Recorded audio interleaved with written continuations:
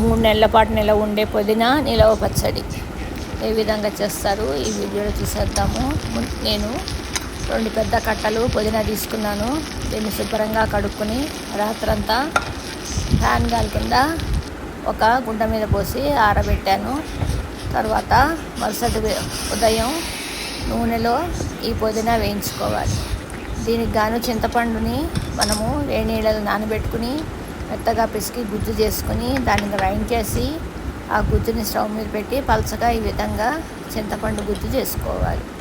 ఇప్పుడు మనము వేయించి పెట్టుకున్న పుదీనాతో పాటు ఈ చింతపండు రసం కూడా వేసుకుని 2 కలిపి గ్రైండ్ చేసుకోవాలి.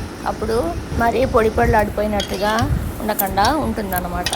అలాగా గ్రైండ్ చేసుకున్న తర్వాత ఇప్పుడు ఈ నూరి పెట్టుకున్న పుదీనాలో మెంతులు, ఆవాలు 3 చెంచాల ఆవాలు, 2 చెంచాల మెంతులు వేయించి డ్రై రోస్ట్ చేసుకుని పొడి చేసి పెట్టుకున్నాను. ఆ పొడి ఇందులో కలుపుకోవాలి, ఒక 2 చెంచాలు. తర్వాత 1 టీ స్పూను పసుపు వేసిన తర్వాత దీనికి సరిపడా ఉప్పు, కారం వేయాలి. ఇవన్నీ వేసిన తర్వాత పైకి కిందకి కలిపేసిన తర్వాత దీంట్లో పోపు పెట్టుకోవాలి. నూనె, శనగపప్పు, మినపప్పు, ఆవాలు, జీలకర్ర, ఇంగువ, పాల ఇంగువ వేస్తారు ఇందులో.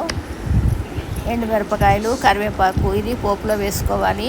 పోపు వేసుకున్న తర్వాత ఇందులో కలుపుకున్న తర్వాత పోపు ఈ తొక్కు మొత్తం కలిపి స్టవ్ మీద పెట్టి మళ్ళీ కొంచెం సేపు ఉడికించుకోవాలి. అలా ఉడికించుకున్నప్పుడు నూనె బయటికి కొసల్లోకి చేరుతుందన్నమాట. అలా చేరినప్పుడు ఇది బాగా ఉడికినట్టు చక్కగా నిలవ ఉంటుంది. అలా నూనె బయటికి విడిపడితే అన్నమాట. ఆ విధంగా చేసుకుంటే 3 నెలల పాటు బయట పెట్టినా చెక్కు చెదరకుండా ఉంటుంది. ఫ్రిడ్జ్లో పెడితే ఏడాది పాటు నిలవ ఉంటుంది.